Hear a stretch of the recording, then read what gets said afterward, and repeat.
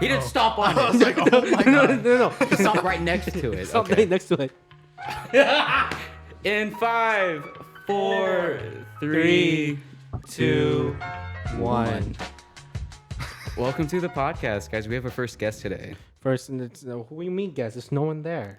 Oh, that's right. Ready? Boom. He's here. Whoa. All right. Who are you? I'm Albert Avery. Okay, so I guess introduction. I guess let me start with how I know these two. So these fools went to Clovis High and they were in the music program, and I had the privilege of being their instructor for 4, whatever years. Yeah. And this fool now works at Clovis, and he's around, but Yeah. Vincent's still around. But I'm like that's the how I know them. stepdad that never shows up until it's necessary. So if you think I'm old, this guy's older. What are you, like 30 or? Stop. I'm 27. I have not hit 30. You turn 28 soon though. I will. so- Yeah. Oh my god, next month already. Oh my gosh. Are you gonna be a Dayton when that happens? No, thank God. Okay, that's gonna be fine. It's the Friday before Dayton, Okay. so finally I'm not in Ohio during my birthday, which I always hate. Dude, oh my gosh. I remember that last year too at Dayton. You were just like sitting there like, oh yeah, it's my birthday. Yeah, miserable. Oh my goodness. Miserable. I think I'm pretty sure my 21st birthday was in Dayton too. I would hate that. Yeah, it was not fun. Yeah. My Dayton experience is something though. So much shit happened that time. Oh, yeah. I was the one that got called very late at night. Yeah, we'll save that for later. Anyways, so I think we went over just like who you are, how you know us, but I think let's just tell them a little bit like what you do. Yeah, and totally. whatnot. So I guess I'll start mainly with the percussion and stuff. So that's mainly how I know these two is that I teach percussion at Clovis High and I write front ensemble and sound design for Clovis High and a bunch of other groups throughout the country at this point. And then on top of that, I have a normal 9 to 5 working at Universal Audio, just doing customer support. Okay. What's that like working at customer support? It's cool. I mean, because like it's a great company and like the stuff that they make is like high end in the industry, so that's really cool. But it's still a customer support role, so Yeah. there's obviously some not great people, but Mm. there's What also was some cool like people the dumbest call you ever got? every day. Every call is It's dumb. the ones that don't read instructions are the ones that piss me off. Is it always like, Oh. did you turn it on and off again? It's like, oh yeah, you did. Well, it. and then also like the one, what there's a trend now. Oh, I just hit my mic. Whoops. There's a trend now where people are troubleshooting with ChatGPT and stuff, Oh my Oh, gosh. no. and like it obviously doesn't know what it's doing. Like the troubleshooting steps it gives is irrelevant and wrong. But then they're like, here, I already did all this, and they send like the copy paste from ChatGPT, and it's like Bro. this is not going to get anywhere. And then like you actually send them steps to do something, and they say they did it, but then they didn't. Mm. It's like I see. you're doing this to yourself. I mean, UA is a pretty like ubiquitous brand though. That's like pretty famous. Because I mean, you told me you met or like a bunch of celebrities have gone through that too. Like Yeah, Jamie like from Joe Rogan. basically at some point in the music industry process, like I'm sure someone is using a gear made by UA. And like the fact now that originally before it was only like audio interfaces, but now they have more, they have microphones, they have a bunch of plugins, stuff. So like either if you're using a UA plugin or interface, like it's like I'm guarantee like most of the tracks that are on the radio probably have some Universal Audio in there somewhere. Yeah, I mean today we're using the Apollo to record this right now. Last time we were using the M-Track audio one that crapped out on us a bunch of times. The preamps really sucked on that. Yeah. We got to invest into one. I mean, you said we could get a vote too from you. A hookup Yeah, or something. yeah. I have discounts for friends and family that you can utilize. So once we're not broke, we'll probably get that and whatnot. Anyways, I think just moving on. Let's go I'll to. say Which one do you want to go to? I We don't have was- to go in order too. no, we just go in order because. Can we skip the food because I'm hungry and I don't want to talk about food? Okay. All right, so let's talk about food. I'm just gonna hear my stomach grumbling this Let's whole go. podcast. I think let's just go back to how we know you too, because I Yeah. think you said before that obviously you taught us, but like growing up in Clovis, like you were our tech and stuff or whatnot. So by the way, tech is basically just another word for instructor. And whatnot. Albert was that for us. So that's how me and Vincent known Albert. But I think for the most part though, we always just like we clicked a lot too, just because we always had so many things in common and whatnot. Actually, as Albert said before, I work with Albert at Clovis High too, whatnot. I think it was just the amount of dead time we had. Dude, oh my gosh, Yeah. being in rhythm section, you learn your music like that, and you're just like, what do I do now? and like it's like, all right, marimbas, let's run this. And it's like, all right, just go away rhythm section. And it's like, okay. Dude, do you remember the one time when you guys were like trying to clean reps at the band room? You just see me and Vincent fucking boom. I mean, I feel like that was every rehearsal, but Oh sure. my gosh. No, I remember. It was like it was just in like the little office, and we're so engrossed of just playing. Oh my god, yes. And then I everyone remember. I stopped. think I remember the one you're referencing now Yes, in the that one, office, and I just yeah. look through the window and I see like, I don't know what I saw, but I just saw lots of movement. It's like, what are they doing? And then I don't and then we stopped and turned back. Everyone's looking at us. And we're not even being loud, we're being visually loud. Yeah, you're And visually everyone's loud. like, what the fuck is going on? Dude, that was so, do you remember what we were doing? Yeah, we're fucking doing battery covers of fucking K-pop songs. We were pretending we were pretending like we were writing battery beats to K-pop songs. And we're like, boom. Obviously, we didn't know what we were doing. We were just like messing around. But dude, that was so funny. Because remember, you came in, you're like, guys, whatever you guys are doing, stop. And we're like, oh my bad. Stop. Were we loud? Being a distraction. You're distracting the other students. That was a fun memory though. All right, let's go. It's a fun one. Let's go top three games of all time. You know, I read these questions and I thought about them and I already forgot my answers. Number one, Counter Strike. Okay, CS:GO. Yeah, well, Counter Strike 2 now, Oh, which yeah. sucks, but yeah, it was Counter Strike Global Offensive. Number two, oh my god, I don't even know where I'm going now. Number two, Titanfall. Titanfall. Okay. Titanfall. Titanfall. Okay, Two nice on one. ball. Huh? Two? Oh, I mean, or just the series in general. just a series in general, and the fact that they killed it off is very sad. Mm. And after that, they went to the money grab Apex Legends. Yeah, Apex Legends, I couldn't get into that. It's not the same as Titanfall. It's not. It's very much And like not. the Titanfall campaign was really good too, but that's separate from multiplayer. And then I guess number three, I would either have to say GTA or Red Dead. Oh, GTA is a GTA good or one. Red Dead? Yeah, both of them are great, but I don't know if I can pick between those two. Okay, so if we're talking GTA, like the whole series, or like specifically a GTA game? Four was like a classic to me. 4 was great. Oh yeah. I grew up on 5. It doesn't age well though. Like it just doesn't hold up, unfortunately. Yeah. But 4 was really good. 5 is good too, but like we're just waiting for 6 at this point. Dude, we're never gonna Waiting get for those 6. out. You know, you just gotta wait, and so Rockstar say that they're gonna postpone it again. Well, you know why it happened though? Because like people were leaking it. The leaks were kind of real too. They seem. I'm pretty. Yeah, those leaks were legit. I think. So. Yeah. So, Well, I mean, let's go back on the CS:GO. Why is that number one for you? why is it number one? I mean, it's literally a love-hate relationship. Like, I hate the game with a passion because it's so broken and sucks, and I suck at it. But I just like how simple it is because, like, I hate hero shooters like Overwatch and Marvel Rivals. Rival Rivals, and then there's Valorant. It's Like, because of Val King right here. I can't. Well, no, I played League. I I played can't the worst. even stand worse. the hero shooters. Like abilities, like I can't be bothered. It's like I just need to click on heads and shoot. Like that's why I like Counter Strike is like the mechanics is simple, but then there's also like the whole like strategy into it with like, and it's pretty in depth too. But I'm not that far in. But I just like playing it. And Okay, if you like Yeah. Counter Strike and if you just like tapping heads, what do you feel about this COD, like the COD series and then Activision in general? it fell off. I mean, like COD console, like Modern Warfare 2, like those ones were cool and good. But Those were like, good. I don't like Those the. were great. I don't even know the last COD series I played, or I don't know. Like I think the last one I probably played would have been Modern Warfare 3. Damn. Damn. Those lobbies too, bro. Yeah, like I haven't hopped on any of the new ones at all. And like, there's like a battle royale one too, right? Yeah, Warzone. Warzone. I yeah. think I played that once. Like, okay, They're all the same at that point. Like all the Royales started to turn out yeah, the same. 100%. I don't know. I just hated that because I grew up on BO2.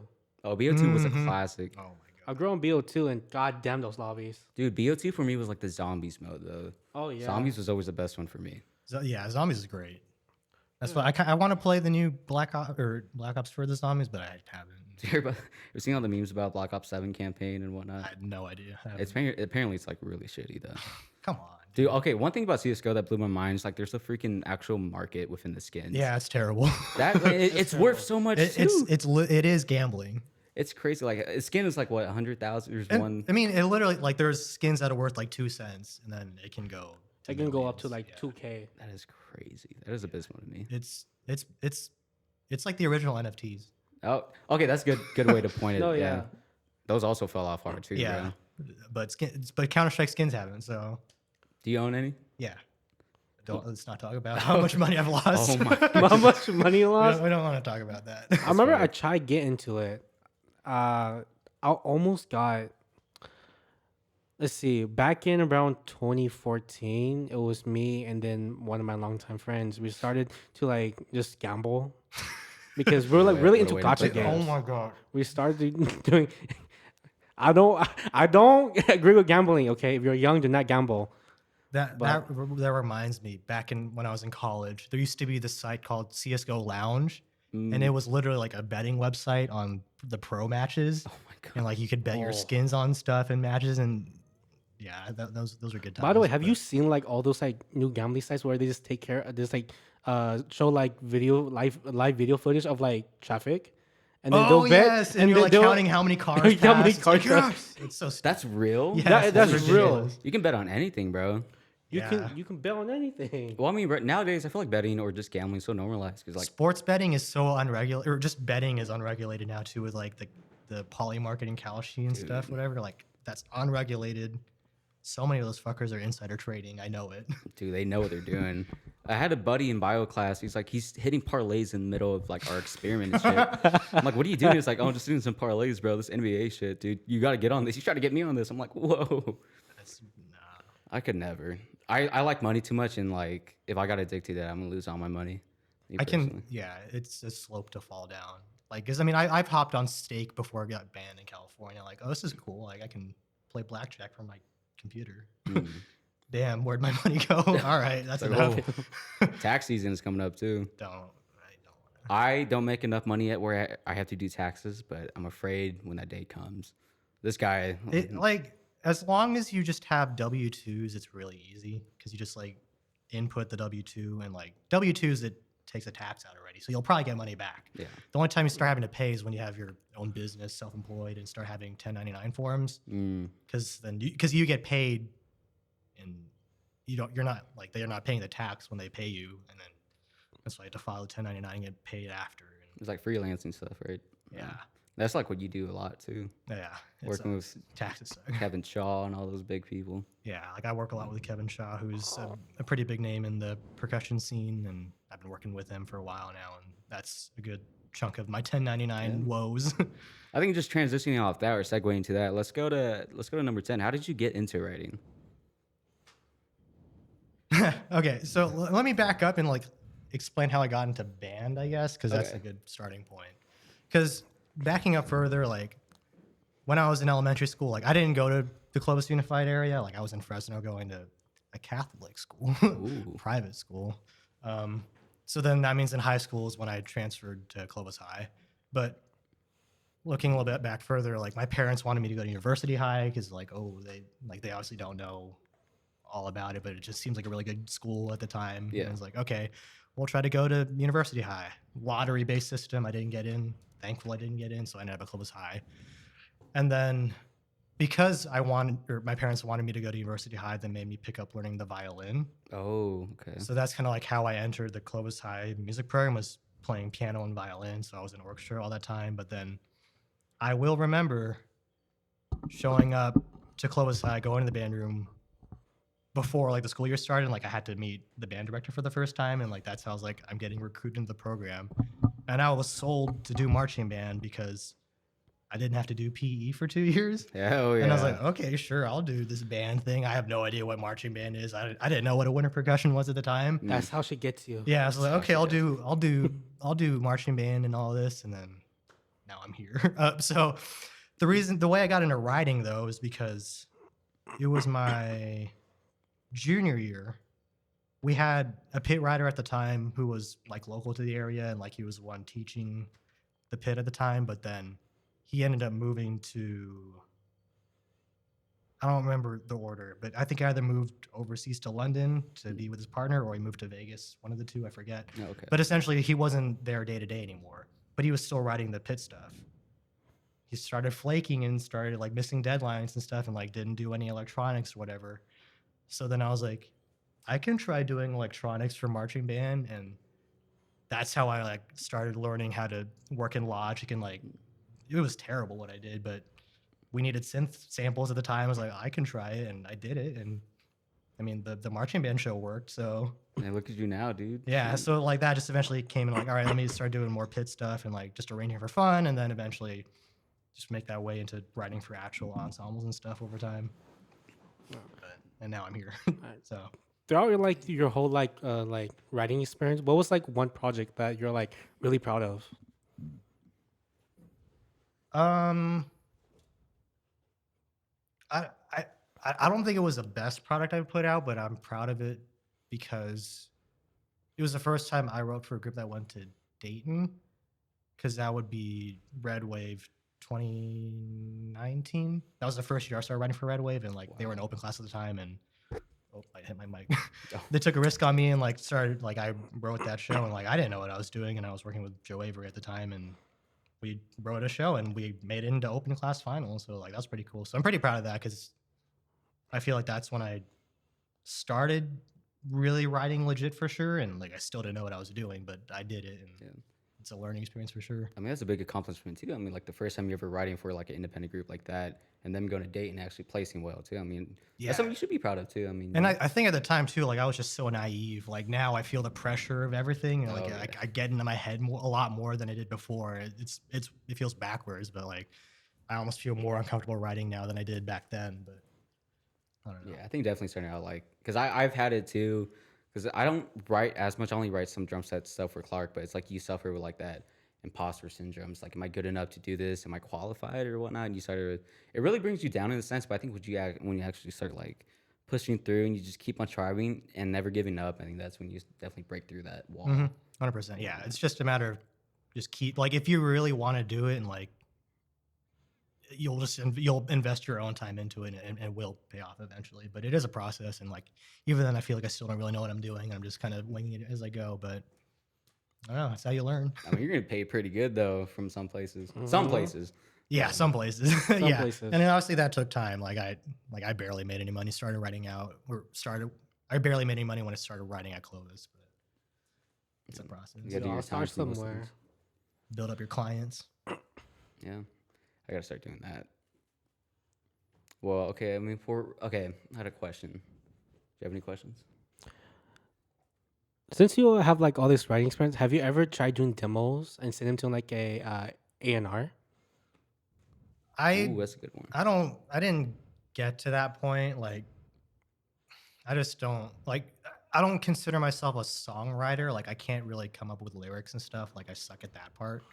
So, like, maybe I would consider myself more of a producer in that sense. But Mm. even then, like, I don't really have any tracks that are worth going into that. And like, I feel like that industry is just so hard to get into. It's like it's so the ease of access to like blow up out of nowhere is so easy. Like anyone can upload stuff to Spotify, YouTube, or whatever. So like, Yeah. I feel like getting into the music industry in that sense is pretty tough, and I feel like I maybe I already missed the train. I don't know. Maybe I can still do that later down the road, but I don't know. It feels like a lot of time that you have to put in without any payoff. It's a lot of work too. Yeah. Like you're just banking like hopefully I make it big, and it's like all right, I'm earning 2 cents of my Spotify royalty. Cool. Like It's like you're trying to do that and work a full time Yeah. and teach and write. if I could, like I would ditch my normal 9 to 5 and just like be fully creative. But I mean, health insurance is nice. But being creative doesn't pay the bills, unfortunately. Yeah. Especially in this economy too, bro. Yeah, I don't get rewarded for it, unfortunately. Yeah, because I think I sent two Do you two hear back? demos. Two demos. One they try to see. Okay, so my first one it was just for just a it was just for just a random A&R that just mad like sends their all their demos to different like groups. Mhm. I didn't hear back from that one. The second one, I did got messages back and see if I can send another one. I send another one. I didn't like how I revised it, so they dropped me that because now with all these new 5 gen K-pop groups, they all are going. All the idols are they're very versatile. So they do many different genres. So now lately they're doing a lot more like EDM jazz or EDM rock. So I've been trying to just almost cater to that, just and also just a new style I can try to do, but yeah, it's just a lot. Just It's a brutal industry. It's a brutal industry. I think it's really oversaturated now. That Because too. everybody's That trying to doesn't make help. music. Yeah. Everyone's trying to do it because it's not up to the group. It's not up to the label. It's up to the members if they like the beat or not. Yeah. I mean, what Cat's Eye, one of the members just left too, right?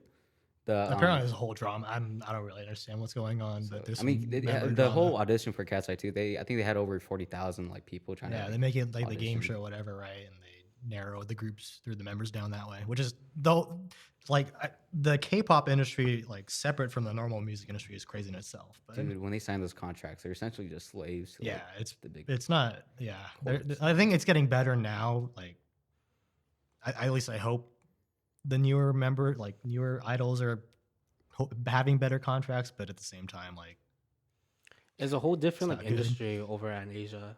Yeah, definitely the Because whole all Western of- Eastern. Yeah, thing. because all of it's like idol culture is so like it's so dissonant from Americans like pop. I mean, yeah, singers they literally and all go to that. like academy when they're like super young and start like Yeah, their this- child. yeah, it's it's they're crazy. childs and they train and train on all that.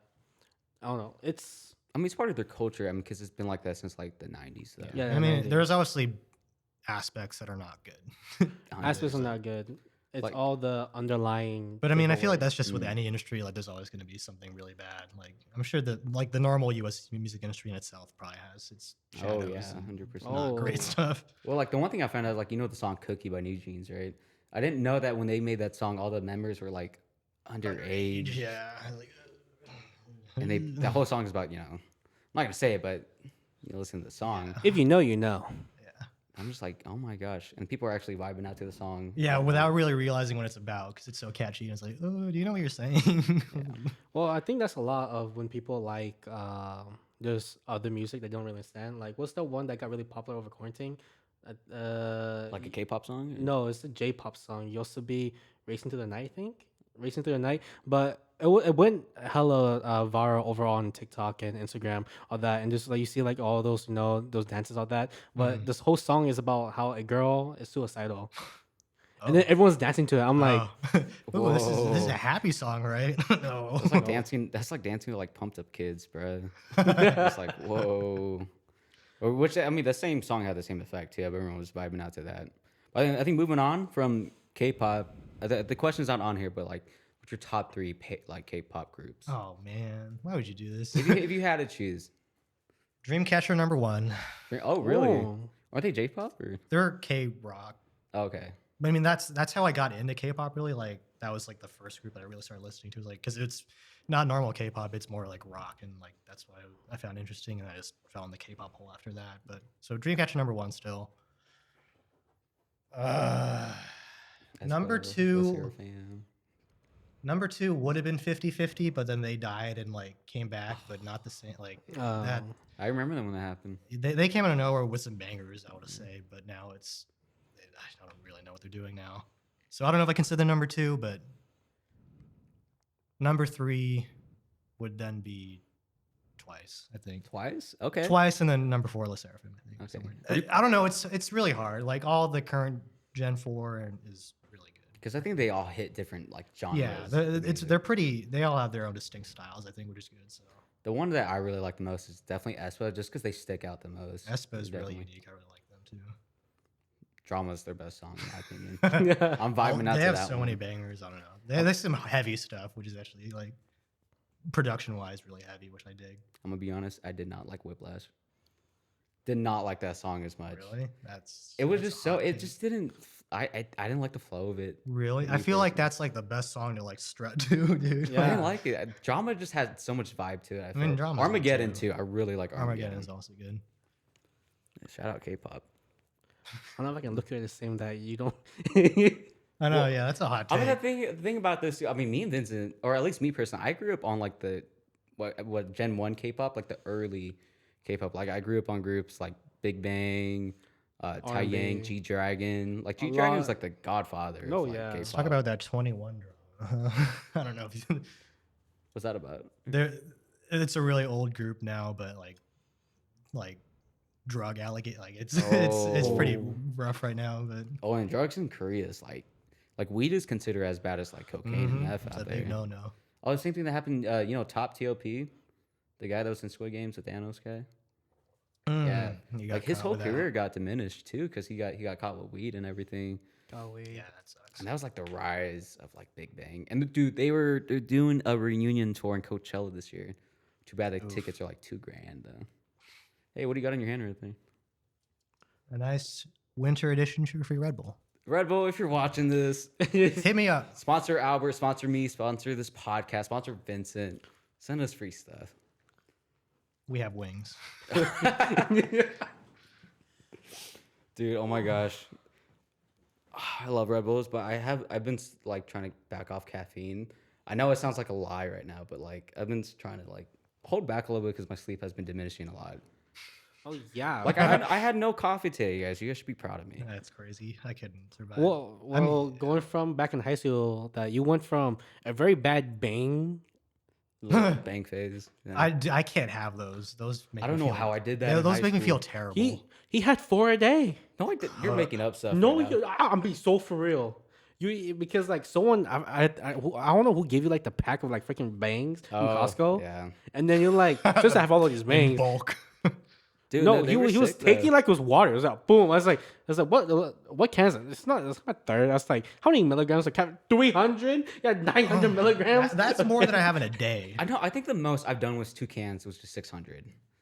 But even then, like 300. The thing for me, my caffeine tolerance is so high right now, where a regular cup of coffee or a shot of espresso won't do it. That just stops. Right. That I mean, stops the yeah. migraines. That's how bad it terrible. is. I have a migraine right now. No. Okay. But besides that, caffeine is just like you take it over time, it starts to become routine and whatnot. Yeah, I It's mean, like, it gotta becomes have this. habit at that point. You get it. It is a drug, and you get addicted to it. That's true. Ridiculous. It is technically a drug, but I mean, Well, thank God that you went to black coffee, but that didn't help too. Oh my gosh. You- Coffee's just great though. Coffee's great. I love But you coffee. fed the addiction with another addiction that it wasn't that bad, but you still made it that bad. You had 12 black coffees a day. That was one time. I think, and in high school, I definitely like my limit would be like 5 a day. That's insane.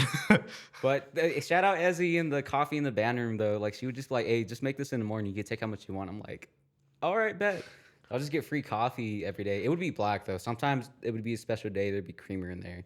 If I'm feeling special. But half the days it would just be black coffee. But I'm not gonna lie, it wasn't a lot of coffee because it was a smaller mug. It was the Denny's mug that I stole from Denny's too.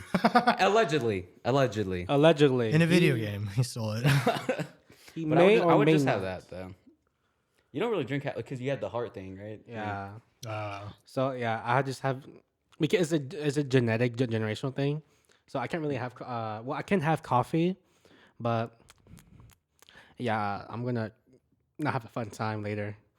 Oh, bro. oh. Oh, my MacBook. What's not that? But because I remember the first time Timmy gave me his bang, he was like, I know it wasn't a bang, it was like Ghost.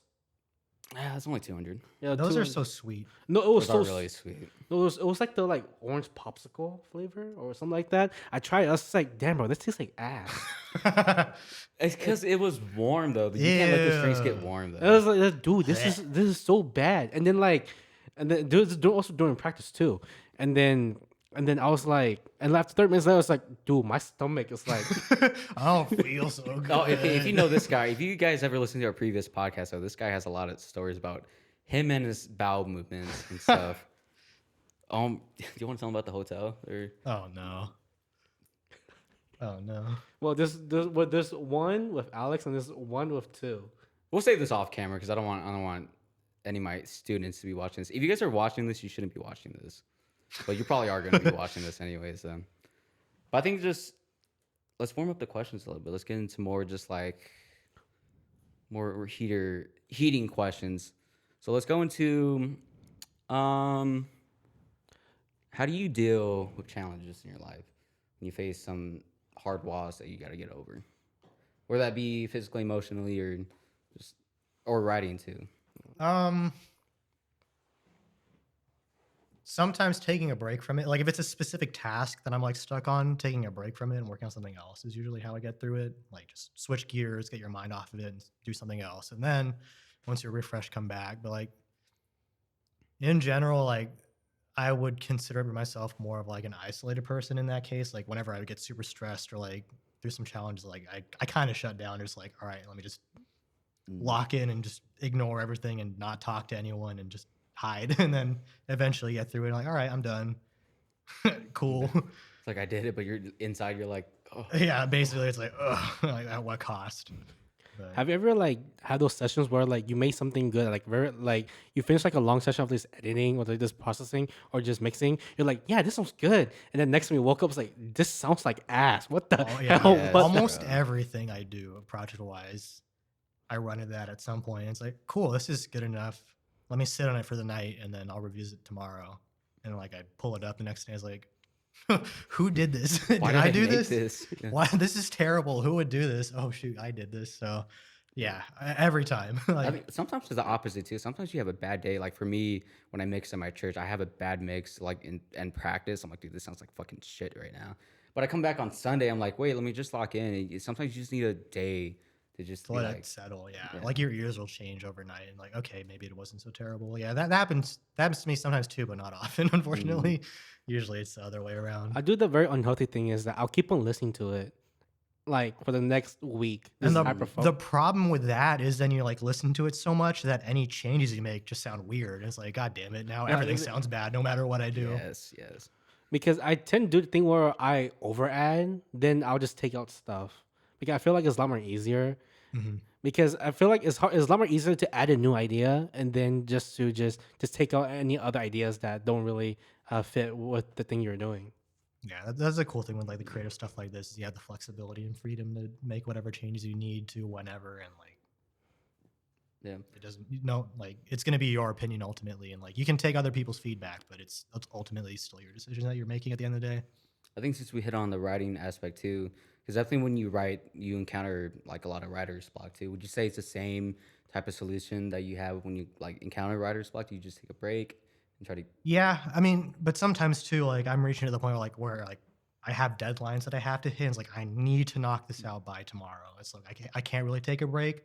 So I've gotten pretty I don't want to say good, but like I'm used to like just sitting down and grinding through like everything sounds like butt cheeks for the longest time. It's like, okay, let me just keep at it. And like, okay, I think I'm finally somewhat happy with it. And then at some point, it's like, all right, this is as good as it's going to get. Let me send it off. And then hopefully it's good. Hopefully you get some feedback. Or if not, then you can hopefully edit it later. But at some point, you're like, all right, I can't keep just editing forever. Like, I have to finish this and send it off. Yeah. You get used to being like throwing it off the edge and like, all right, hope that's good. We'll Yeah. see what happens. And Like throwing the bird off the nest. hoping it basically, flies. yeah, let it fly at that point. When you first started writing too, like what kind of like struggles or stuff did you like encounter that were like really hard to like overcome, especially like at the beginning of your writing career? I think usually the blank page is still the hardest part. Like you just have the endless possibilities and like you have the freedom to do whatever, but like you need something to start off with and like finding that something that is like the identity of what you're doing to start off with is pretty hard sometimes. 'Cause, like that's an easy point where you just keep like having different ideas and just keep scrapping them and you never actually start anything. So I think the starting point is still pretty difficult and like the hardest hump to get over Yeah. whenever doing anything. I think that's the, like with anything in life too, just like starting that day one or one day type stuff, you know? Yeah, and that's why I when I'm writing for percussion, like it's different between marching band and winter. Like because marching band, there's already a wind score that exists. Like I'm just arranging to that.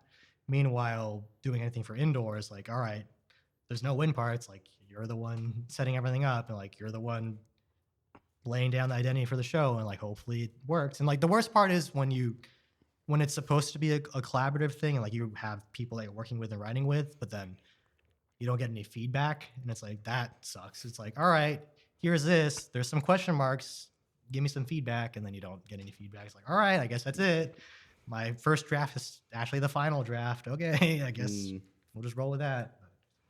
Everyone's process is different. yeah. Yeah.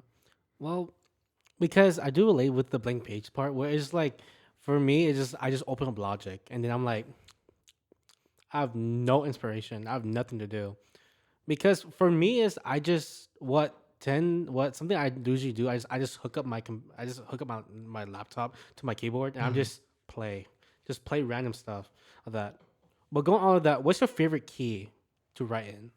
I thought you were going to say, what's your favorite note on the piano? I have 88 to pick from. Which one do I pick? I really like F sharp. Really? Yeah. F Yes. sharp. Like having all those accidentals to work around with? Or? I feel like it's just such a warm chord or Okay. warm key. I like the low register of F sharp. I don't know. That's real. What's your worst key to write in? B flat. I'm I knew looking at you, marching band, wind arrangers.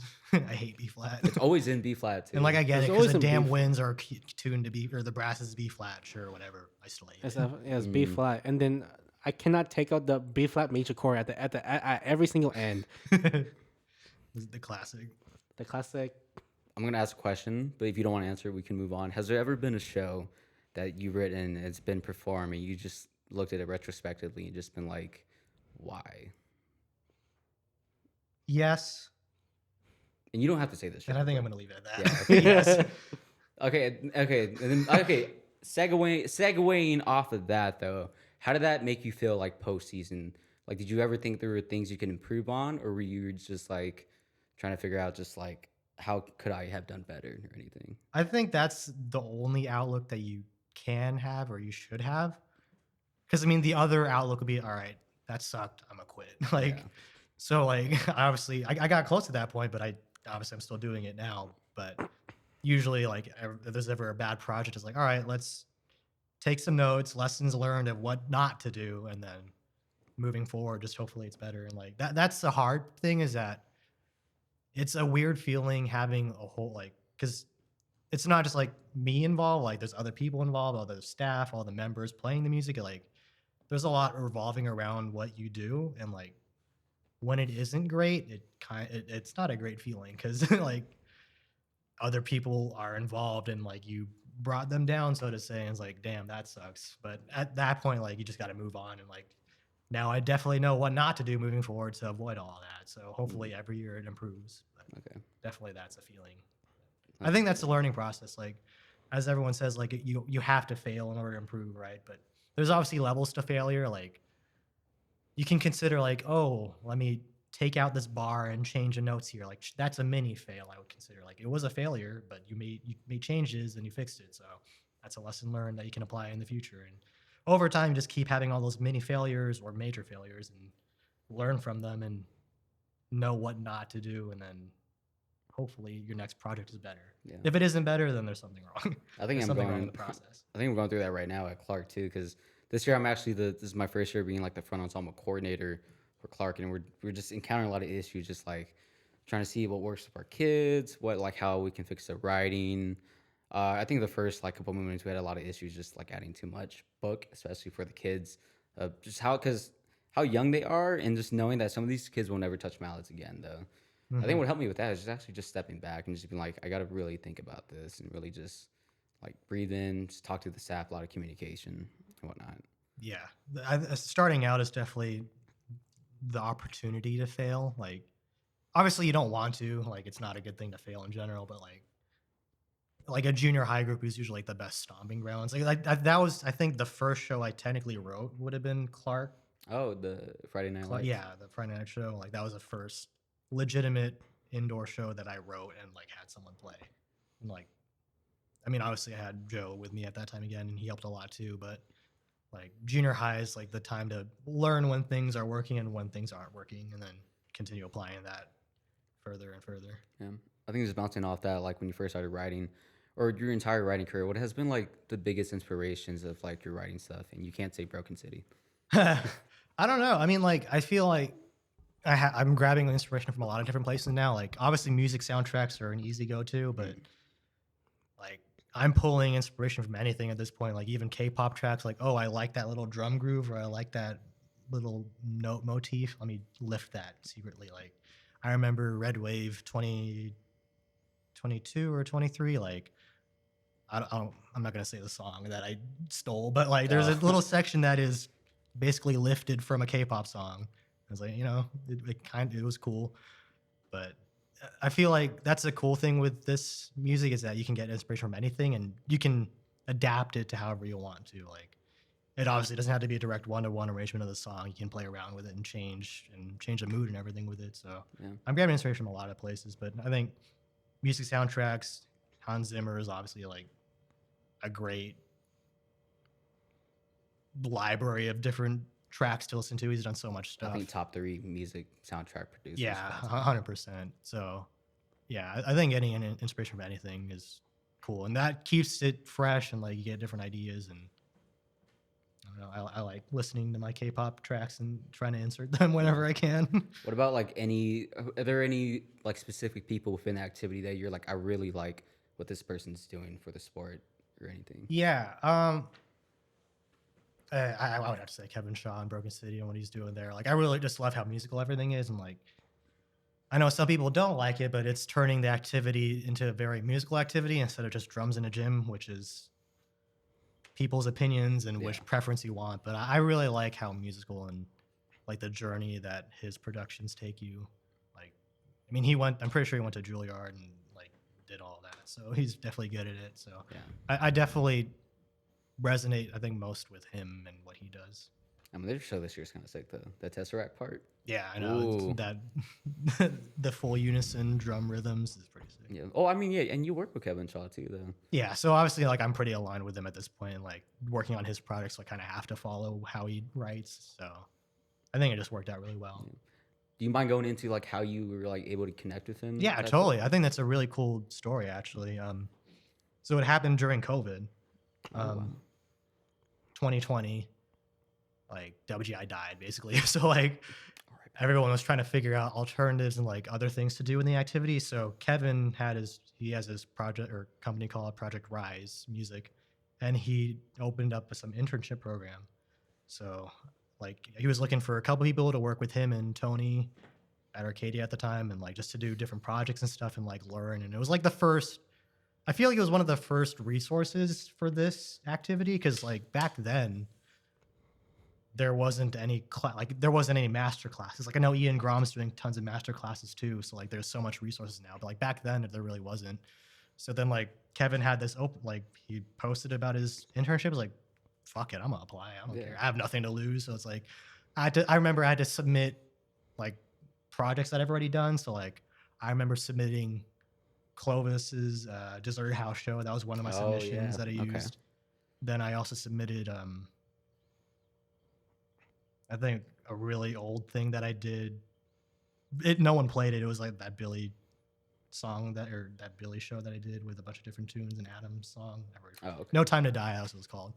Like, that was like my most free form and like my own project, which was cool. And then I think I submitted some Red Wave stuff because I was already writing for Red Wave at the time. But so I did that internship. I got into it. And it's like, cool. So like I have my cohort, because like I think there's 6 of us total in that program, but like I was in that internship for about a year, I think. And after that, I think Kevin just had asked me to start helping on some projects, and like that just slowly ramped up over time, doing more and more. Like, at first it was just like, all right, do this little sound design stuff here, or like just work on this little chunk. But then over time it's been more and more, and like full on orchestrations of front ensemble parts for like winter shows now. So it's definitely evolved over time. So, but definitely like putting my foot in the door and like just submitting it for that internship is definitely how I got started in that regards. I bet that helped you just like with networking too, just meeting a bunch of new Mhm. people and whatnot.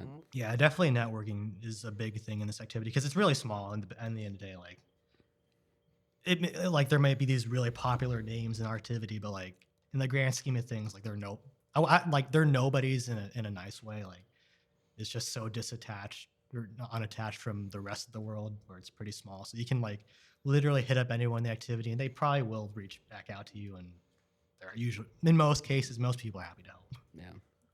You have anything? I'm be so free. I just had a fever dream for a second. I have another question though. So would you say like that love for this activity, would you say that's what has been keeping you just in this activity for so long? Even though like it is kind of like a niche activity, but like would you say like your love for the sport has just been, I think so, because it's really unique, and like I'm really thankful for being in it as a performer. So like it's that feeling like, let me give back to the activity and continue helping. But it's really cool just seeing people like grow and develop over the years. Like, that's definitely a rewarding part. And I feel like riding and staying with the activity that way is nice, because like I'm getting to the point where I don't want to be at rehearsals every time anymore. Like, I much prefer just writing and doing the orchestration and stuff. And I feel like that's still a way to stay attached and like have some sort of creativity, but then also working with others and making money off of it too. Like overall, I think I'm in a pretty happy place with how the activity is and where my involvement is with it. Yeah, I think that's awesome too. Um, sorry, do you have a question? No, I was about to bounce it to you and see if you started liking it, or is it just I don't know. Yeah. How's it starting out? Like, yeah for you? I think for me, just like, because this is like my first year, I'm actually have more creative freedom. Because the past couple times, I've only been like the assistant, right? But when you become the coordinator and stuff, and you're actually in charge of these, like, these kids. You're not only worrying about the music, you're worrying about like what they look like, how they're gonna perform, and whatnot. And I'm not gonna lie to you, like being a middle school educator does like test you a lot of ways, whether that be patience or stuff. But God does say in the Bible that in Scripture that He sends you tests in all shapes and form, and that's definitely one of them. But it's definitely like a big learning curve. But it's the most rewarding thing in the world. Like seeing the kids, like enjoy themselves and fall in love with it. It's probably the most rewarding part for me. That's at least why I'm staying in this activity too. Another reason is just like hang out with you, like have like my buddies there, and actually just be able to like have a good time there.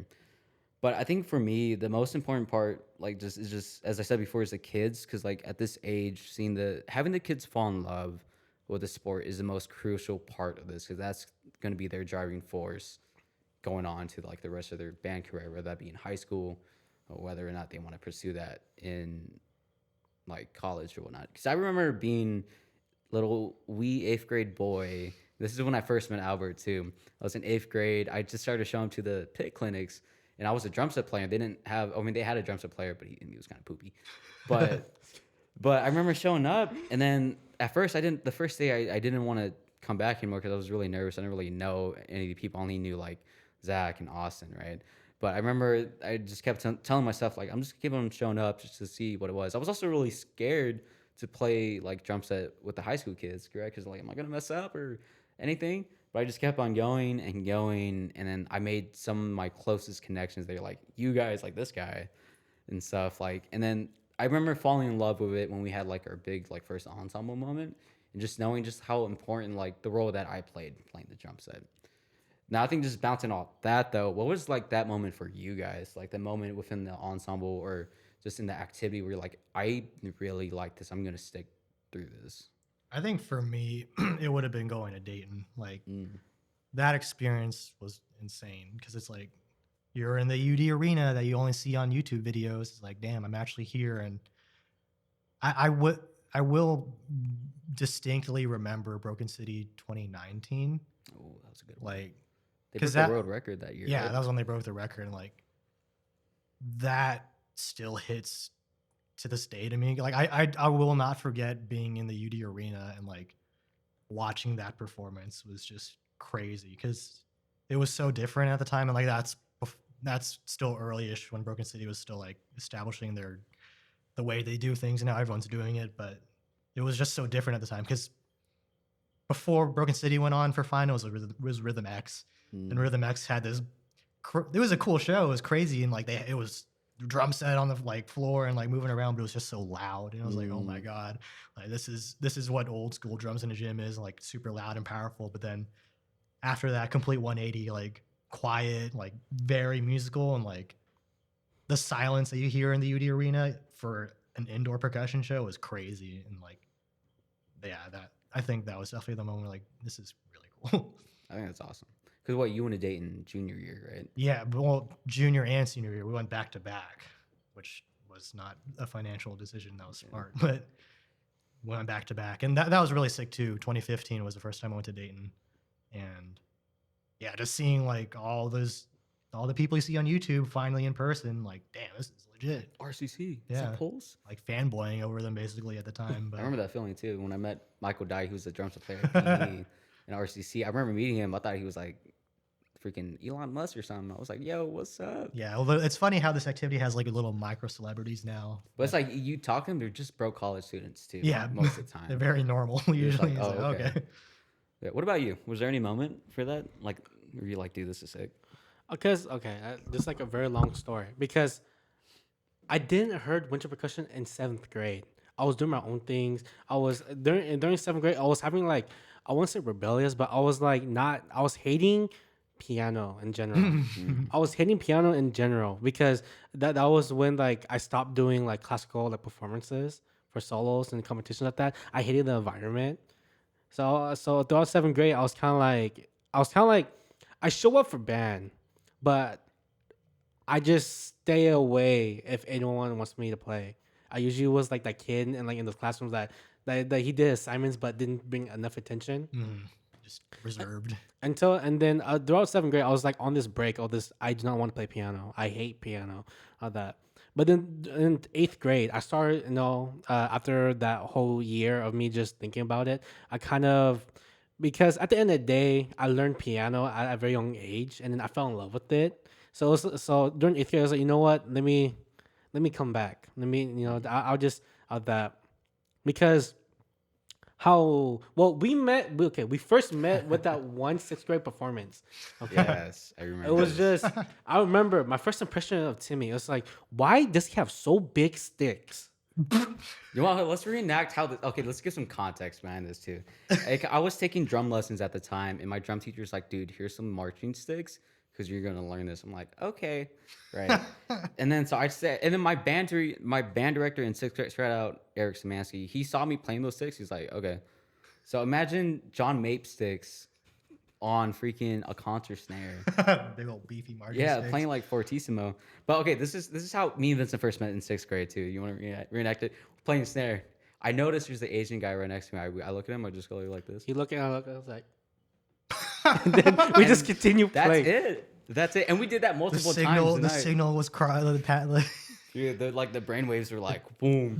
After that, we never met each other again. oh really? We never. And then it was at seventh one grade. concert, and then in seventh grade, I was like, "Were you that one kid with big ass stick?" It was like, "Oh, you were that kid who always play that for all the three songs you play there only." Yeah, he was the only one that was competent, dude. He was just like, That's so funny. Yeah, but because the first we really related is I remember that Timmy was playing a K-pop song that my dad used to listen to. He was playing very badly, and then like enemy, I was like, man, this fool did not know play piano at all. Yeah. Which one was it? It's Wedding Dress. Oh, okay. You're playing Wedding Dress, but your finger was so small, so you're like you're playing fifths. Damn, catching straight. Yeah, dude. yeah. Well, damn. Ooh. You're playing fifth, and then in my head, in my middle school head, I was like, damn, he doesn't know how to play. But that song is definitely what connected us the most, though. I think just like that's how me and Vincent bonded, just connecting over the music that we both love. And then I was like, I showed him how to play it correctly. He was like, Let me "No." show you how it's done. He's like, nah, I like my way better. I was like, this thick-headed man. Still like that though. Still like that. But then it was not really just like playing piano. It was like if I felt like I was needed to play piano, I'll play piano, but I wouldn't volunteer myself to be out there, and also I would not actively practice. It was just my piano because I used to have a upright over at my grandma's house, and I hated it. That collected dust. That collected dust so much. And then it was like a couple years ago that I want to play again. It was so like out of tune, and like the strings would never replace. So I tried to play a little bit.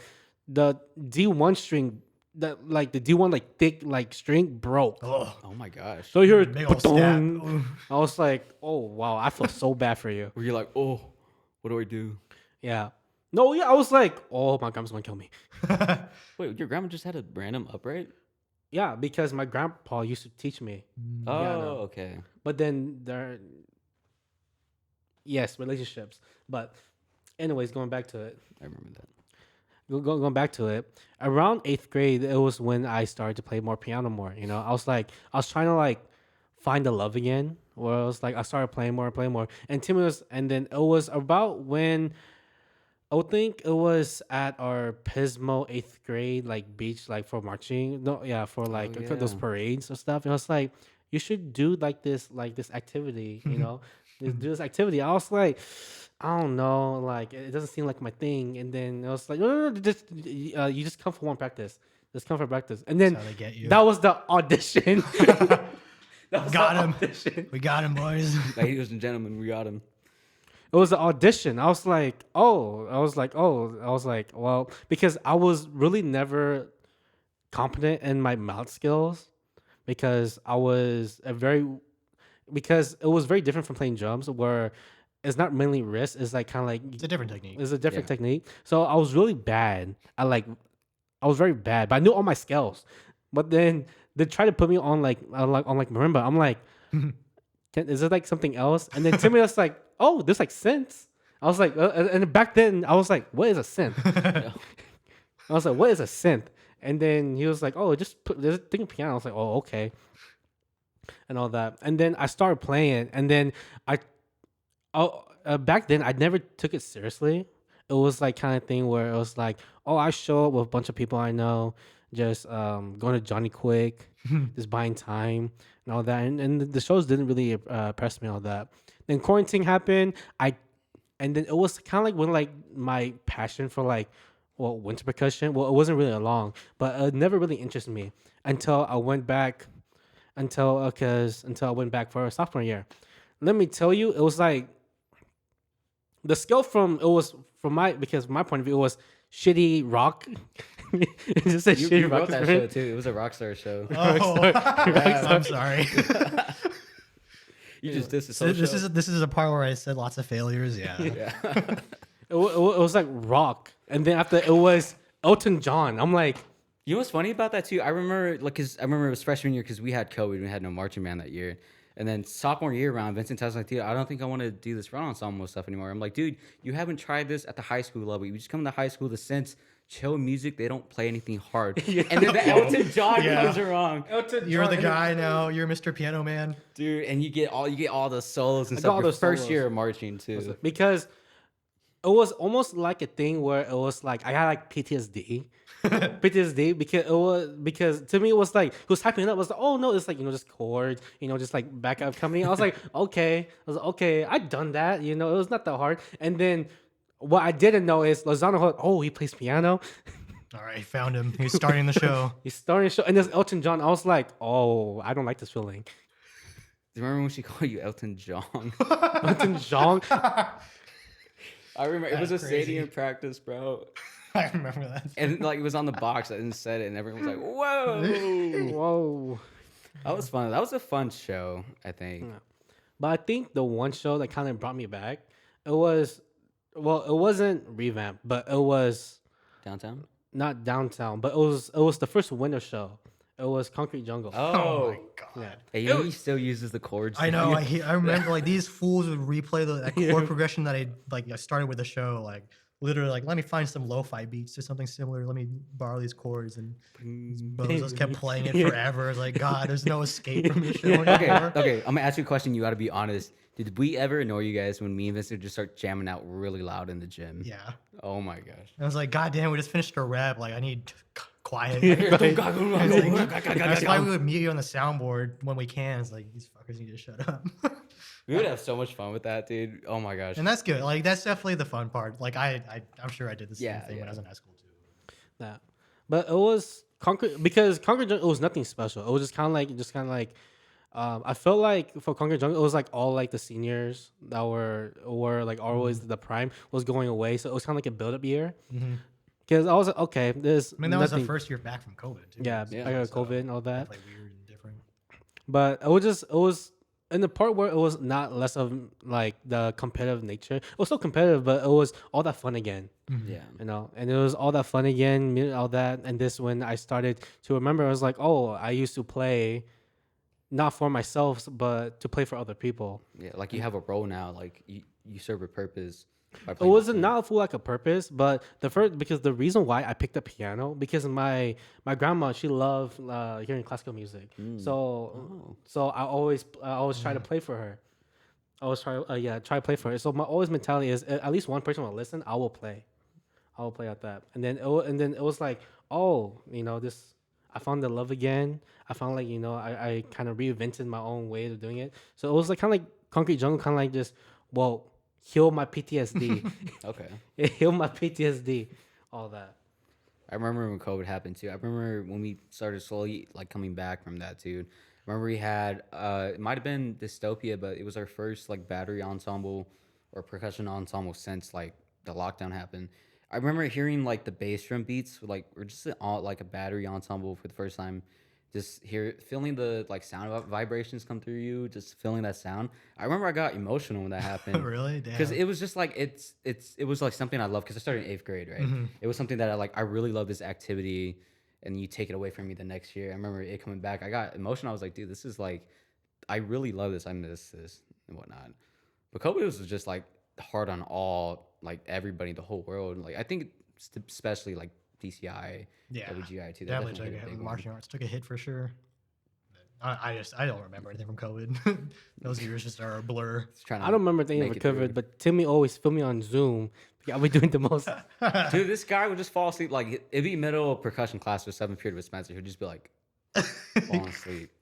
Oh, he would always tell like stories. Like he tells stories now, but he'll tell stories in 7th period too. Just talking about how he killed a cow the other day and whatnot. We're just like, oh.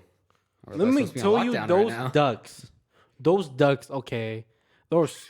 If you never pin down a duck and try to hold down his wings so it don't flap, I haven't. I, you never Yes, will. no, you never killed a duck. You never. I've never killed a duck either, guys. Duck is good though. You like duck? it's pretty good. I think I've had it once, but Yeah, that was a random I have question. it often. For like roasted duck, like Chinese like roasted or Vietnamese roasted duck, they're so fatty at that. You would think that you'll be like a little bit less strong. That duck, I don't know what that duck was on. It was like Mike Tyson and freaking Muhammad Ali bound together with those freaking wings. And then I was holding it. I was like, dude, I think my thumb is about to dislocate because this duck is like trying to flap for his life. Well, it was, but it was. He was trying not to die. He's trying to live, bro. Let me break his thumbs. I've never killed an animal like that because, well, I mean, because me and Vincent both come from two different like Hmong backgrounds, right? Hmong Christian, Hmong traditional. you heard a lot of stories. I just show up every Sunday, praise the Lord, bro. Shoot. I wake up every Sunday morning at the crack of dawn and any, meeny, miny, mo, choose a pig or choose a cow. So I'm gonna call you out. You're fucking lying. Every time I check on Discord, you're playing League, and the time says like 11 hours. Oh, this was actually Got wrong. him. This was actually wrong. That's That's what for they the all whole say. group. I don't understand League though. Okay, listen. Okay, there's like a joke of like I will like, oh, I'm gonna bring you into torture with me in League. But at the point it was like, if you love yourself, don't play League. It's very like one. Have you ever played League? I played it once and I felt dumb as fuck, and I stopped. I just Oh. don't understand it though. Oh no, I would say that compared to League, it's like if you're bad, everyone else in the lobby will tell you how bad you are. I mean, And, like, that happens in 6 Counter Strike too, but but I can tolerate that. The trash talk that happens in lobbies is abysmal. Like if I ever got leaked to the FBI, man, oh my goodness. I mean, like about like oh something about Discord, like a lot of Discord like DMs leaked with like an info broke when hackers hacked into Discord. They leaked all like I think it was like I think it was like 2,000 messages on Discord. It was leaked. Wow. Leak outward, and then there was like me going, it's like, time to move to Brazil or something like that because the group chat got leaked. But I remember and all that. But also, I'm not sure if you guys heard, but have you guys heard about Discord for you to use the app? You have to send like a photo ID. Yeah, check your I've legal actually done age. research, and it's there's a lot of misinformation about that. Really? Let's dive into that. I mean, like it's only gonna affect like a small subset of users. Like Oh, okay. it's not gonna be every account that has to do that. It's only gonna be a subset, and I don't think it has to be ID. Like I'm pretty sure they're also doing on-device like face verification. Oh, okay. So, but it's not even rolling out yet because they actually stopped their plans of rolling that out and pushed it until like late 2026. So, because so many people are spreading misinformation about it, I so they remember stopped. I had to do that for Facebook one time because back when I started Facebook when I was like 9, I put my age. I feel like I did that too. I put my age like I was born in 1990. Okay. And then I was like, let me change this so like people know when my birthday is because it'd be like happy birthday and turn fucking 25. I'm like fucking 9 or something, bro.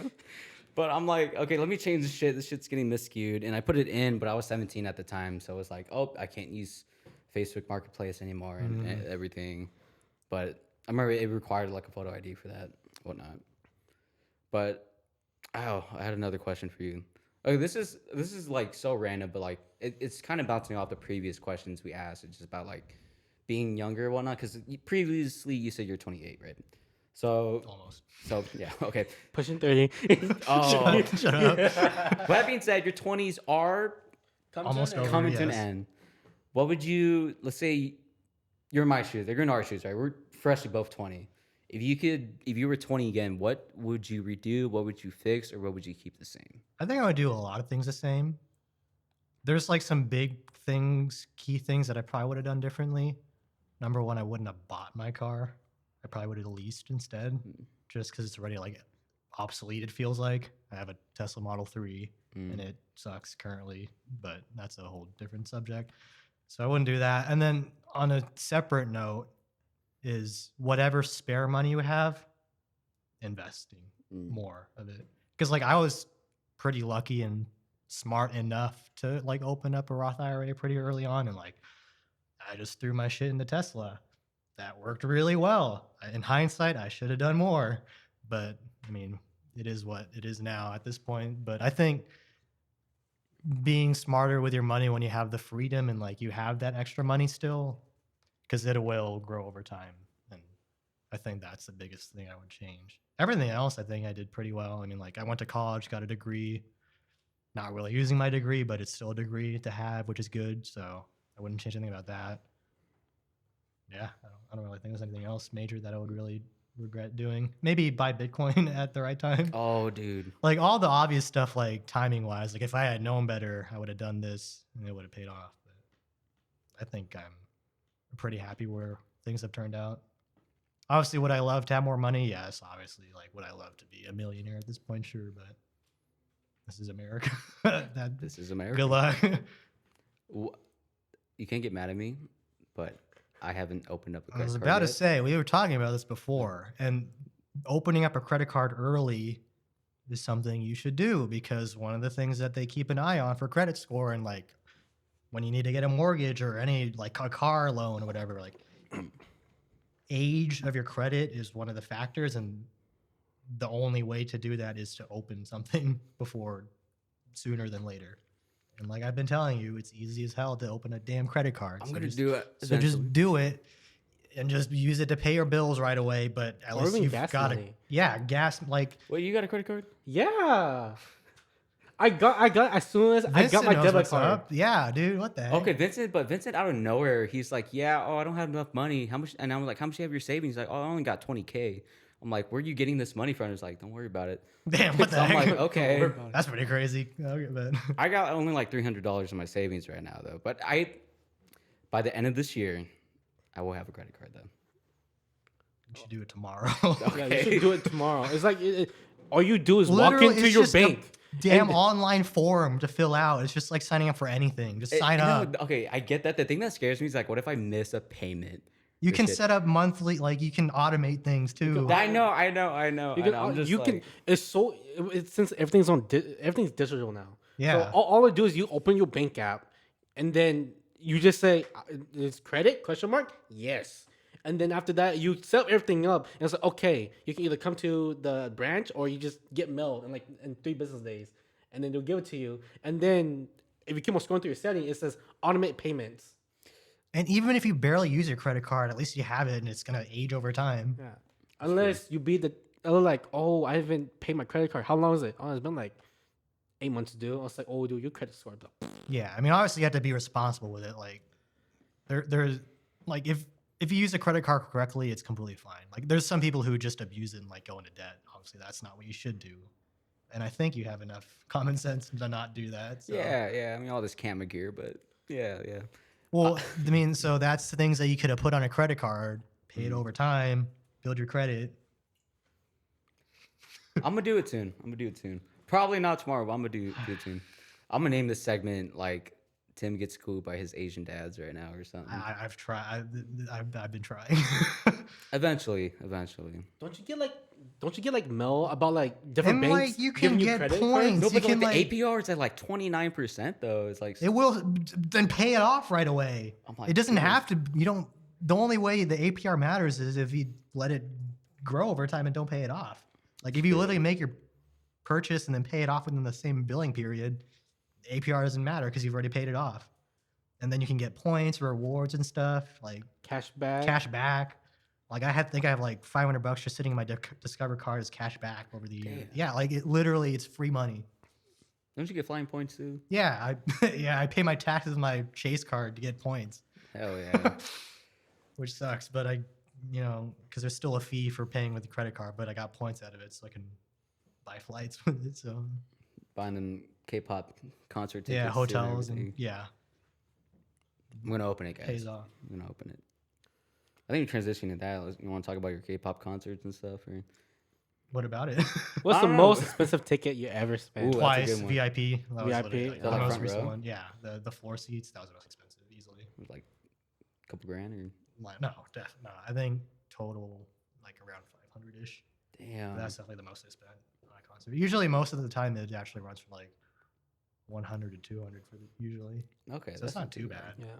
But yeah, Unless those you- floor seats. were Unless you expensive. do like I heard about this late, and you check 1,000. Yeah, the resale. Yeah, I mean, at that point, it just wouldn't go. It's always Ticketmaster too, right? yeah, unfortunately. What's Fuck Yeah, Ticketmaster. I was about to say, what's your thoughts on Ticketmaster? Fuck those guys. Goddamn monopoly.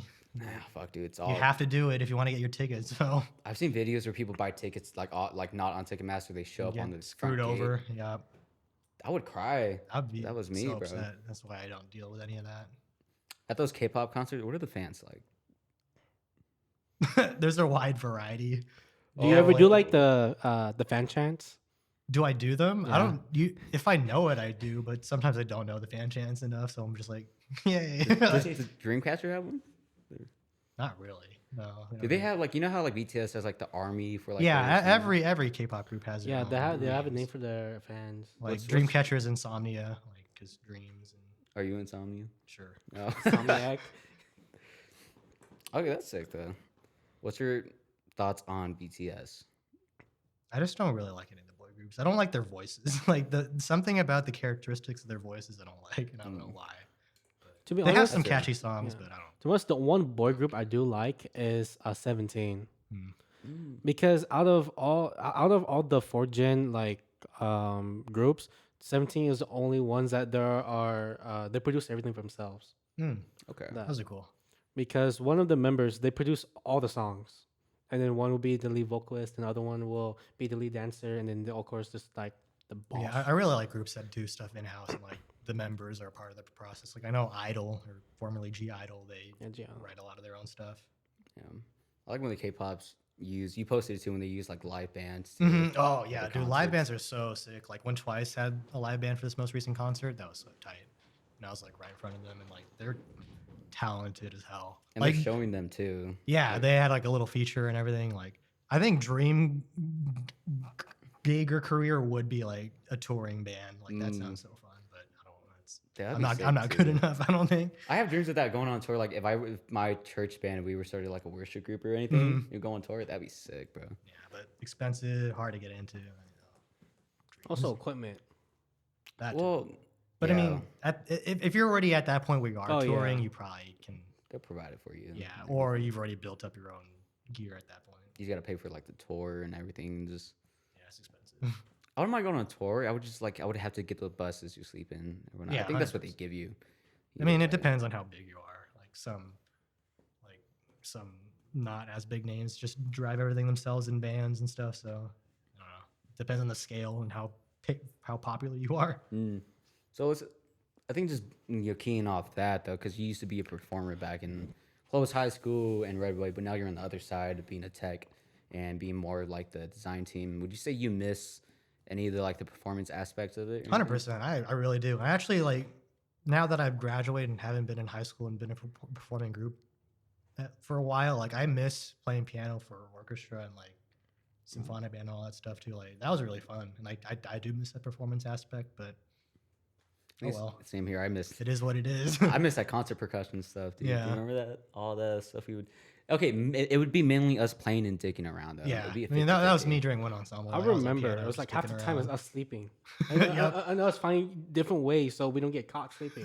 He would have the MacBook, the Clovis MacBook in the back on Logic, just The wood synth carts that we had, the amount of naps I took in that, hell yeah, Oh my good times. gosh, I would break that, bro. Don't. Oh my gosh, all the. Do you remember the? Okay, the Clovis used to have the old soundboard cart too. Remember, Ezzy made us break it down and throw it in a dumpster. Oh really? Over our I heads. didn't know that.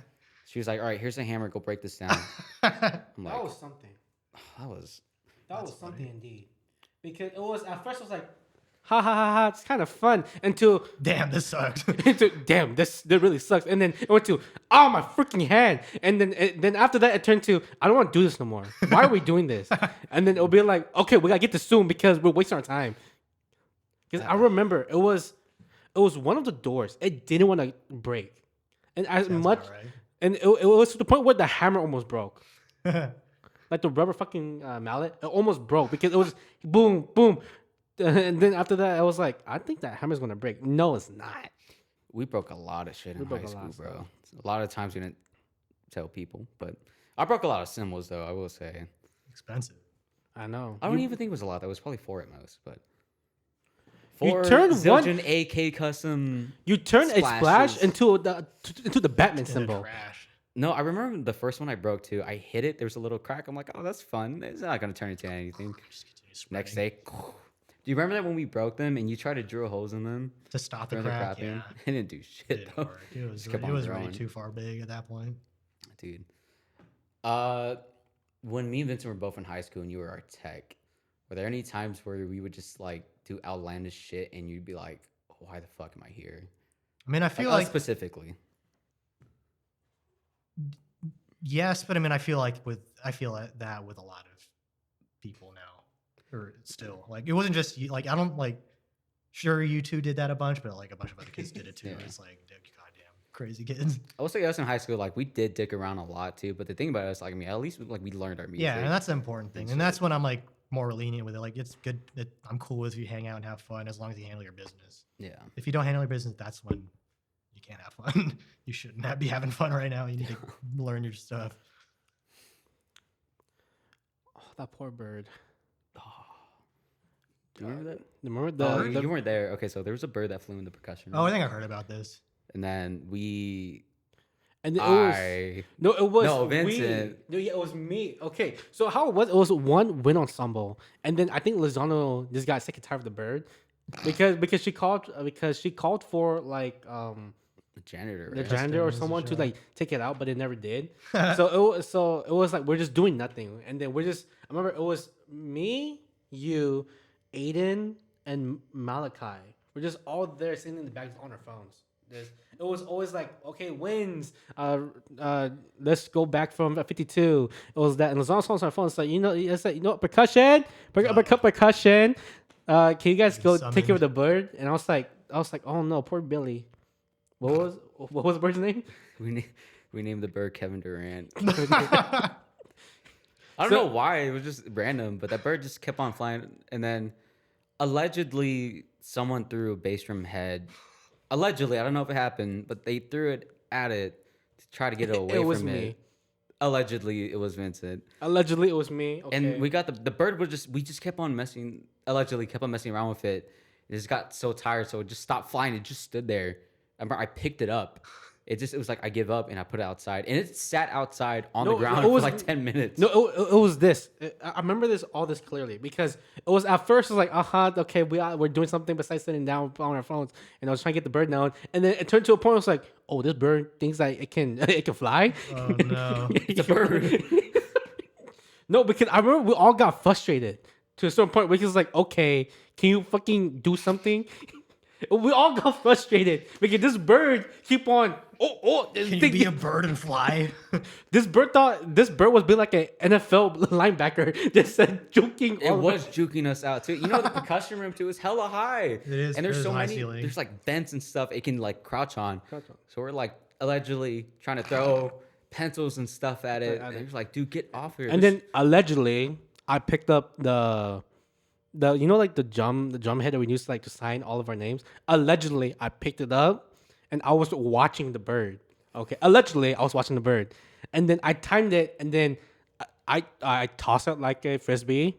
Okay, and then the bird allegedly smacked into it and fell down. So you know how how the old bedroom or how the old setup was, where it was like the rack of like I think it was Tom's.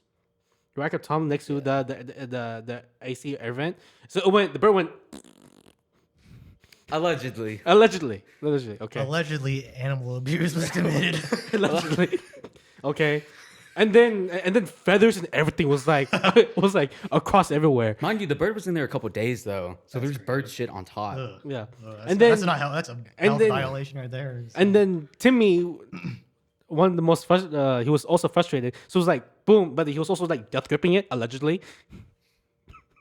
He was allegedly death gripping it, and then we walk out from like the percussion door, and then it was towards the blacktop. It was like the second tree, and then he placed it down on like the dirt. That bird just sat there, just sat there. It was like I was like, did I give this bird brain damage? I was like, no, I was like, did I kill it? Dude, it's not moving. And we kept on checking in on it throughout the periods. It's just sitting there. And then it was allegedly Aiden went up to stomp and then finally flew away. He didn't stomp on I was it. like, oh my god. No. He stomped right next to it. Stomped Okay. right next to it. So, allegedly, this all happened. From what we Allegedly. know. I may or may not. We could be making this up. Yeah. Okay, I think as we start to wrap this up, I think we didn't tell you about this, but I didn't tell Vince about this. Like, we're gonna hit you with a speed round, just Oh, random God, okay. funny questions. So, Okay. I will plead the fifth if I need to. okay, you started off. What the? You always have some stuff loaded in. I'm scared. Alright.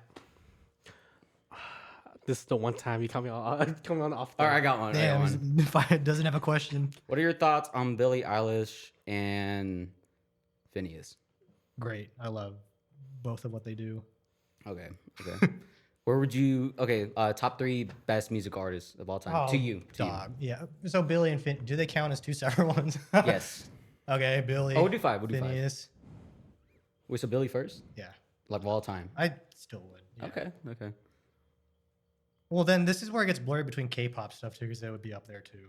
Mm. So I don't really know at this point. But Billy and Phineas would be Billy one, two, Phineas. Yeah. Okay. Hands down. Thoughts on your Tesla? It's cool. I hate the fact that they pitch it to where it's like, oh, you'll continue getting updates. It's like a computer updates over time, and then turns out you have old hardware and they just stop supporting it. Mm. Fuck that. I always paid it off though. Like being an adult. Because he has a credit card. Well, I have a car loan actually, yes, but Okay. Would you say you regretted going to college? no, I'm glad I got it done with. Like that's why I just went to Fresno State 4 years in and out. I want to get a damn degree. I didn't really care what. I didn't want to do music performance or any music degrees because I feel like those people are miserable all the time, and I don't want to be a music teacher, like a credentialed music teacher. So I just went into business admin, got a degree. Like, all right, cool. I have a degree now, bachelor's. Maybe I'll go back and get my master's at some point just to be higher on the pay scale, but I'm not in a rush to get that. Okay. Thoughts on main stage? It's a $30 program. It's a $30 program. I understand that joke now because I've It's been cool. through I it. mean, nothing else really exists like it, but it has its own issues. But for $30, it's actually pretty solid. Okay. Might as well the crash test. Yeah. I'm trying to think of one.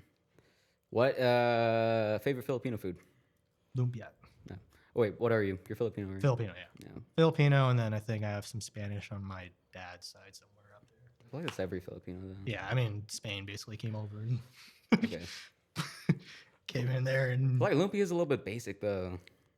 But hey, that's true. Okay.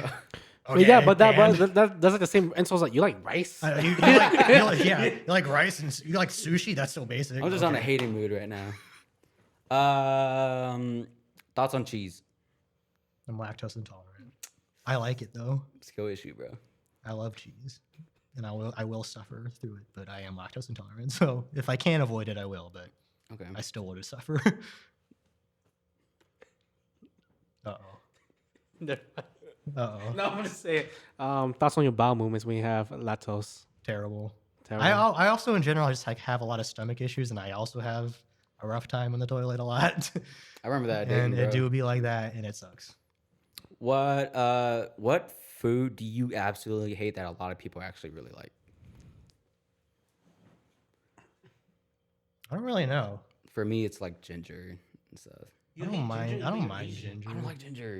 Dude, Ginger's It's definitely a nasty. strong taste, but I don't mind You it. just declare war on like all Asian countries. That's a pretty hot Whoa. take. That's a pretty hot take for being Asian and not liking ginger. I But don't like eating it. I like it if it's like I mean, I don't like eat a ginger. hint. I don't eat like it by itself. Do you like Okay. ginger ale? You don't really taste the ginger though. I mean, it's true. Alright. You don't really, but I mean, I like it as an ingredient. I wouldn't just eat ginger by itself. Okay. Okay. It could be just me because my grandma fed me like here's ginger. That's too strong for me. Like I can't. My dad, when he was sick, he would just eat a whole raw lemon. Oh. He's just like, it helps. And he would soak his feet in hot water while eating the lemon. So I'm like, that's what's up, Dad. My grandma did the I eat garlic raw. This might be a Hmong thing. I know, and then Yeah, I was I've like, done oh, then my grandma looked. I tell you, it was like, dude, just like my nostrils was like ginger. This is the hottest take. Who do you like better? I'm not gonna say what the hell. That's a crazy question to ask. I'm I'm just gonna kidding, plead I'm the just fifth on kidding. that one and not answer that. Thoughts on Tim's blonde hair? It's a choice. Okay. Okay. I mean, I wouldn't do it to myself, obviously. So that's When I why, first but walked into the office, were you like, I was like, damn, who's this? What the heck? who's a damn white boy right here? All right, it's cool. I mean, if you like it, cool. I don't care. Okay. Oh, you didn't answer the question. What's the food? Okay, what's the food you just hate though? I don't really know. Like, I'm not very picky of an eater. Like, I'm sure if you name something really gross, I wouldn't like it. But Okay. nothing comes to mind that like is a popular food that I don't like. Okay. I mean, if you start naming weird things, I'll probably hate it. But I can't think of anything right now. You ever try like frog legs or anything? Just like chicken. I don't know if I had fry. I had alligator or whatever. Was that good? It was pretty good. Okay. It kind of just tastes like chicken as well, sort of. Everything That's tastes true. like chicken. Yeah. Favorite Red Bull flavor of all time? It can be discontinued too. What was The Fig Apple one? yeah, That one was. I missed that one. I missed that one too. It was just so refreshing, It was really refreshing good. and everything. Have you tried the new cherry Sakura one or whatever? I heard that one's good. I haven't tried it either. I ordered a pack that's Oh my arriving gosh. like next week. I In case think. you guys didn't know, this guy will order like 30 packs of Red Bull at a It's time. It's cheaper than buying the cans by themselves. It's still expensive. It was but cheaper just having a coffee maker. Get your I black used to do coffee. that. I You know- used to just do cold brew and just like throw it in the fridge, but then I would have to shit a lot. That's true. Do you know what's also more cheaper? Not drinking both of them.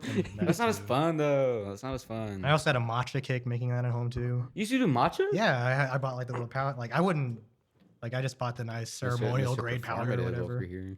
It was before it was cool. Thoughts on Labubu's? I don't give a fuck. I wouldn't buy any. I think it's a waste of money. But you know, Okay. I also buy things that are a waste of money, so I can't talk. But I don't get Labubu's. You don't have to answer this, but if you do, it'd be really funny. Thoughts on innovative percussion? They have some good stuff. Okay. Okay. Some of their I really like some of their mounts and sticks. Okay. I don't really have anything against them. I do think that the quality control has slipped, and I will say that. But I'll they say still make some good this. stuff. I think Big Furf is slipping on some of their mallets. Yeah, that too. I feel like every damn mallet manufacturer now is just ticking somewhere, and it sucks. Might be the tariffs. Might be this. Yeah, and the that. damn tariffs and the damn they can't get their yard anymore or something. I don't know. Would you rather break a cymbal or would you break one pair of mallets? Mallets, because mallets are so much cheaper than a cymbal. Okay. Would you rather break? Okay. Would you rather break two cymbals or a vibe key? A vibe key, because Like it just boom. that'd be impressive. Number one. I think I have to really try. I don't know. Whatever costs more, I would hate breaking. I don't really Okay. know how much vibe keys go by themselves. You're very type A. You know what that means? Not really. Okay. Type A is basically like very logical, very by the Okay, books. yeah, I would think so. Me and Vincent are very type B. I'm more type B than Vincent though. Yeah. Type B is just chillax. And I mean, I would consider myself type B in some aspects, but I do like to approach things very logically that's and really. common sense. For as long as I've known you, you've always seemed type A to me though. Yeah, I probably would align with that more. Okay. Favorite F1 team, and what's your least favorite F1 team? Oh, damn. All right. I mean, Red Bull. Number one, Max Okay. Verstappen's a goat, and then also I just like the culture of Red Bull, and like the fact that it's an energy drink company somehow in motorsports, and now they're making their own engines and shit. That's pretty crazy. Pretty wild. But least favorite is now McLaren. Fuck McLaren. Ooh. Fuck you, Zach Brown. I'm just kidding. I'm just kidding. I don't know. They kind of seem a bit snobbish now that they've been winning, but you know, I'm sure Red Bull haters would feel the same about Red Bull. So it is what it is. Would you say if you didn't like the Red Bull drinks, would you still be a Red Bull fan? Probably, I think so. Okay. I like their culture still, and they stand out, and they do all this cool stuff. else? Thoughts on Lewis Hamilton? Goat, he's great. I think for me, he's like the best. Yeah, to ever definitely. do it. I mean, he's got 7, 8 titles, depending on who you ask. He's definitely the goat. I hope he does better in Ferrari because I know last season wasn't great for him in Ferrari, but new regulations this upcoming year, hopefully he does better. Okay. You didn't want to answer this earlier, but I really want to know the answer. What is your Mount Rushmore of Asian foods? I'll put sushi number 1, Sushi. Okay. and then 2 and 3 would be some sort of Filipino food. I just can't pick. Okay, so like sushi and then Filipino. In general, yeah. Okay, let's go. Let's go like a meat dish. Let's go a noodle dish. Okay. And let's go like handheld. So lumpia is handheld. So it's up Lechon, which is like the roasted pig. God, that's so sick. I would love going to like the family parties and they just have the big ass pig out. It's like hell yeah. Oh, dude, those are great. The pig skin is so crunchy. and then it's we'll have dessert for the 4th. I don't even. Oh damn, dessert. Halo, is that's one of yours, right? You're like, Yeah, that's a dessert. Okay. I don't really. I don't really like dessert in general. Like I can't. I don't really like sweet stuff usually, so I don't really know if I favorite dessert. Pancit for the noodle based dish. Okay. It's just really good with whatever vegetables and sauce you put in. okay. But wait, you're saying Filipino is like better than like for you? I it's, think like, so. over, I mean, yeah, it's just literally like home. It's like, biased. Even yeah, over, it's like- biased. like Korean food and It's stuff? good, but I still think Filipino food's better. Okay, that's real. On the sushi But there's thing, have you ever bias. tried a sushi taco? Taco? I don't sound Yeah. good. How does that work? Just take a normal taco, but replace all the ingredients with. So it's still sushi. like a taco shell? Think of like a fried sushi. Okay. Fried seaweed batter. Oh, okay. Okay. Sounds interesting. I mean, I've had those like sushi burritos or whatever. It's good. It just felt like a really large sushi. I don't know. That's a lot of rice. I think for me though, for Mount Rushmore, like if for noodle dishes, you gotta put pho up there. I feel like out of all the noodle dishes, like pho for me at least, I think is the best. I can see it. I just don't really like hot dishes and like hot liquid. I don't like soups in I general. don't like soup. Like only when I'm sick or if it's freezing cold. Soup Like is so good. I don't know. Honestly, I don't like pho that much. Because I'm very biased with Hmong food. I like kopong and kopia. I don't like copia that much. I don't know. Copia is basically it's like a chicken noodle dish, Okay. like the Hmong version. Yeah. I just don't like it though. Well, you can add stuff to it. That's true, but I think for a dish to be like top tier, you like if you could eat it by itself without anything, that's a great dish. That's a good dish. Fuzz is one of that. Like you don't have to add stuff to pho. A great person, like a great chef, can make a good pho broth, and you don't have to add stuff to it. That's a good pho bowl. Same thing for like if you want to know if a good place has good boba, try their in-house milk tea. If that's like good. Oh yeah, and also that bad milk tea that is bad. You can tell, especially if they don't have fresh boba. Okay, do you guys like boba if it's like well not soft, but it's kind of like chewy, or do you like it when it's like firm hard? Like kind of. I like it chewy. It depends on how chewy. Like if it sticks around for too long, it's kind of gross and weird. Like ugh. So I don't really. No, When was the last time you had boba?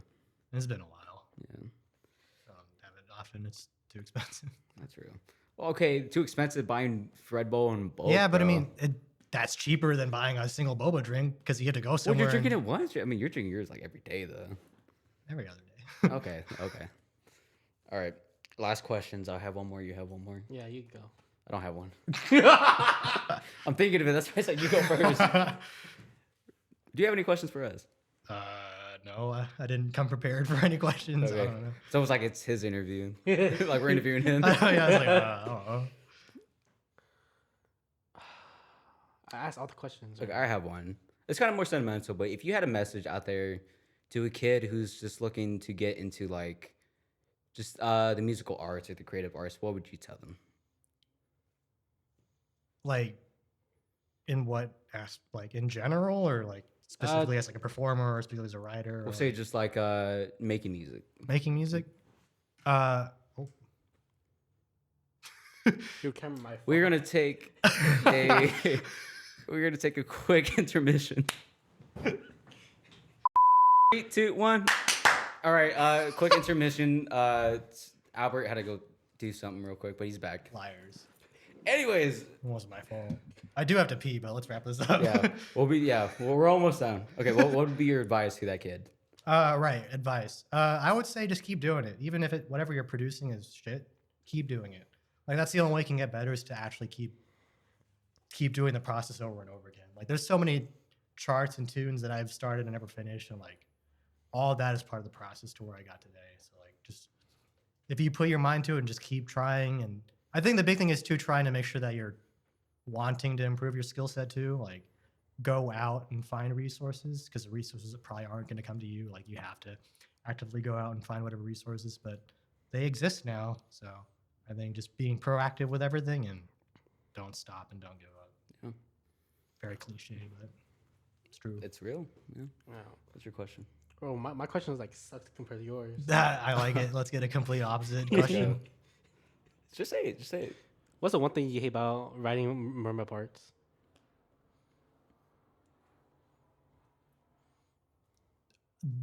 I think maybe it falls in the imposter syndrome aspect, but just like, is this content appropriate for its class?